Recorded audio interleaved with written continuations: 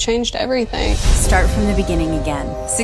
But I will fight back. Right now, I could snap up. I was extracting the best out of individuals because I pushed them to the absolute max. Get off! That's how you get perfection.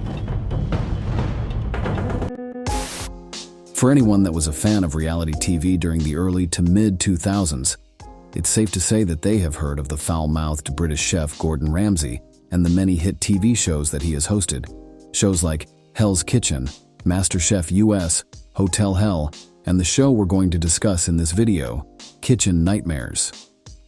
This reality TV series features Chef Ramsay visiting failing restaurants in an attempt to revive the business. And when the show moved from filming in the UK to the US, the debut show did not disappoint. In 2007, Gordon traveled to Babylon, New York, to help the Pelligrino family at Peter's Italian restaurant. The owner of the restaurant, at least on paper, is Tina Pelligrino, with her brother Peter Pelligrino playing host/manager. But as the name of the restaurant suggests, Peter makes it painfully clear that he's the one in charge.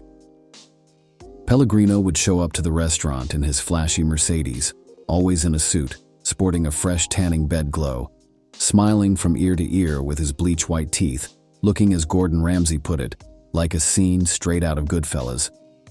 He also owned 2 boats that he'd park in a pricey nearby Babylon harbor called Great South Bay. He would boss around the employees and continuously quote lines from The Godfather. Just when I thought I was out, they pulled me back in. That was a great movie, right? He gave meals on the arm to diners who could easily afford to pay the bill, and even helped himself to a couple fazools from the register whenever he needed cash. It's only business. I think they said that in The Godfather. Peter Pasta Pelligrino, as he was known on the street, was an up-and-coming mobster and associate of the Bonanno crime family, and was allegedly a bookmaker, earning somewhere in the neighborhood of 15 grand a week, none of which seemed to be going back into the restaurant. Instead of buying a stove, I bought a suit, you know? Peter Pasta was the son of a Genovese family bookmaker named Yogi Pelligrino, but Peter Pelligrino ignored his father's advice to stay away from the life. Instead of seeking a legitimate life, he gravitated to the Bonanno family and in the 1980s hooked up with then capo Salvatore Vitale. In 2003, an FBI report describes Peter Pasta as a recently made member of the Bonanno family under capo Jerome Asaro, who was the son of legendary mobster Vinny Asaro.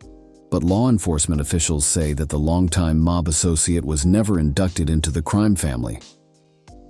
During the filming of Kitchen Nightmares at Peter's Italian restaurant, Gordon Ramsay and Peter Pelligrino would clash constantly as Ramsay went through the kitchen, pointing out the faulty stoves and rotting vegetables in the walk-in cooler, while Peter continuously blamed everyone else for the problems. About halfway through the show, a debt collector slips into the back door and tells Peter he needs a word with him.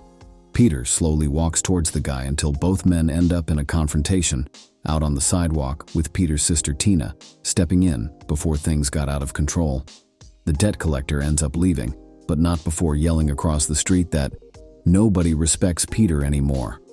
Later on in the episode, another debt collector shows up, this time slipping in the front door, right in the middle of Gordon Ramsay's pep talk to the Pelligrino family and restaurant employees. Ramsay tells the man several times to go away, but the debt collector wants to collect the cash he says he is owed. Just as Ramsay himself appears ready to smack the guy across the face, Peter whips his jacket off, and the discussion quickly moves outside onto the sidewalk. All hell breaks loose when Peter Pasta tries desperately to get a hold of the man, but his kitchen staff is able to restrain him.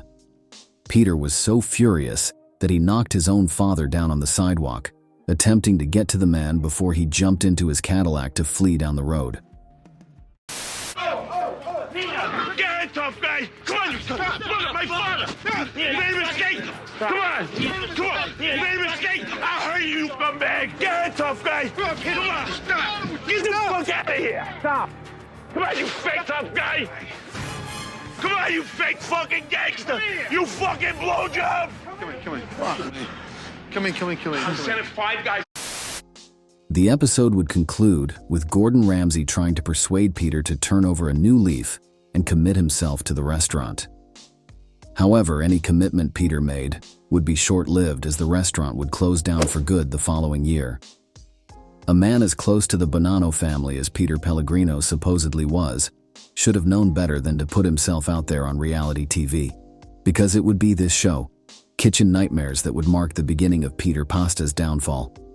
Peter, who was always at odds with someone in his family, had a falling out with his brother-in-law Lawrence Reno, a Genovese associate, who took out a restraining order against Peter Pasta. Reno made hundreds of copies of the order and distributed them in clubs in all the 5 boroughs. Reno also spread the word that Peter was a rat, which apparently was not true, but this, plus other issues with Pelligrino, effectively ended his relationship with the Bonanno crime family. In 2009, Peter's father Yogi passed away, and apparently his relationship with his mother and sister ended as well. The last anyone heard, Peter Pasta Pelligrino was unemployed and broke. If Peter Pasta didn't learn anything from the world-renowned chef Gordon Ramsay, I'm sure he figured out that any aspiring wise guy should steer clear of reality TV. Just when I thought I was out, they pulled me back in.